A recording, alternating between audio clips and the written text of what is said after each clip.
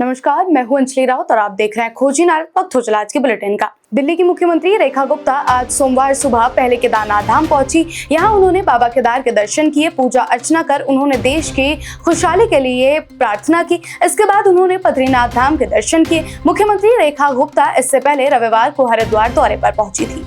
प्रदेश में अभी ग्राम क्षेत्र और जिला पंचायतें खाली रहेंगी, जिसमें प्रशासकों का कार्यकाल खत्म हो चुका है। इसकी पुनर्नियुक्ति के लिए पंचायती राज एक्ट में संशोधन को लेकर राजभवन से अध्यादेश जारी होने में हरिद्वार से जुड़ा तकनीकी पेच आड़े में आ सकता है। केदारनाथ धाम की यात्रा तीर्थयात्रियों की संख्या के साथ ही कारोबार में भी रिकॉर्ड बना रही है। एक माह की यात्रा में करीब 200 करोड़ का कारोबार हुआ है। होटल कारोबार से 100 करोड़, हेली सेवा से 35 करोड़, घोड़ा खच्चर संचालन से 40.50 करोड़ की आमदनी हुई है। 2 मई को बाबा केदार के कपाट खुले। अब तक केदार धाम में 7 लाख से अधिक तीर्थयात्री दर्शन कर चुके हैं। इससे स्थानीय लोगों के रोजगार में बढ़ोतरी हो रही है।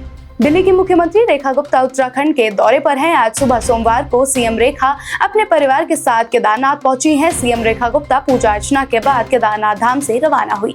दिल्ली की मुख्यमंत्री रेखा गुप्ता ने कहा कि संतों की इच्छा की तरह मैं भी चाहती हूं कि एक दिन हम यमुना में भी स्नान करें। इसके लिए यमुना नदी की स्वच्छता के लिए अभियान पूरे कार्यकाल में चलेगा। कहा कि सीएम बनने के बाद पहली बार धर्मनगरी में गंगा स्नान किया है और यहीं से संकल्पित भाव से संतों का आशीर्वाद लेकर जाएंगे। उन्होंने ये बात रविवार को कनखल में आयोजित वात्सल्य गंगा आश्रम के लोकार्पण में कही।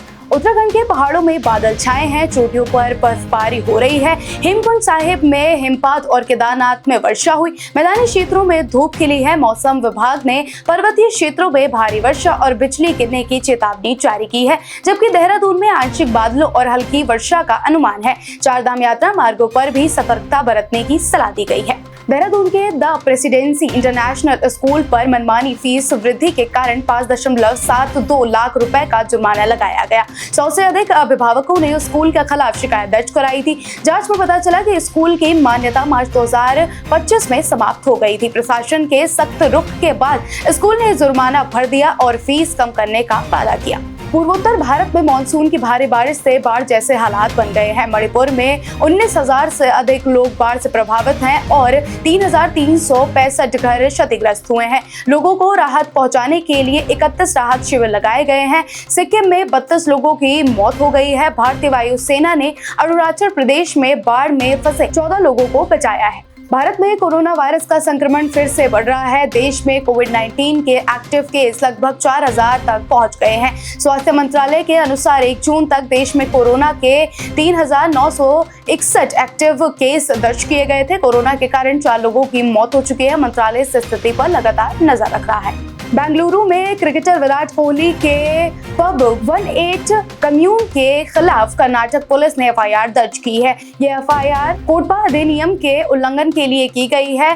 पब पर आरोप है कि रेस्टोरेंट में धूम्रपान के लिए कोई निर्धारित जोन नहीं है और धूम्रपान क्षेत्र को लेकर जरूरी नियमों का पालन नहीं किया जा रहा है। तो ऐसी देश दुनिया की बड़ी खबरों के लिए फॉलो करें हमारे चैनल को।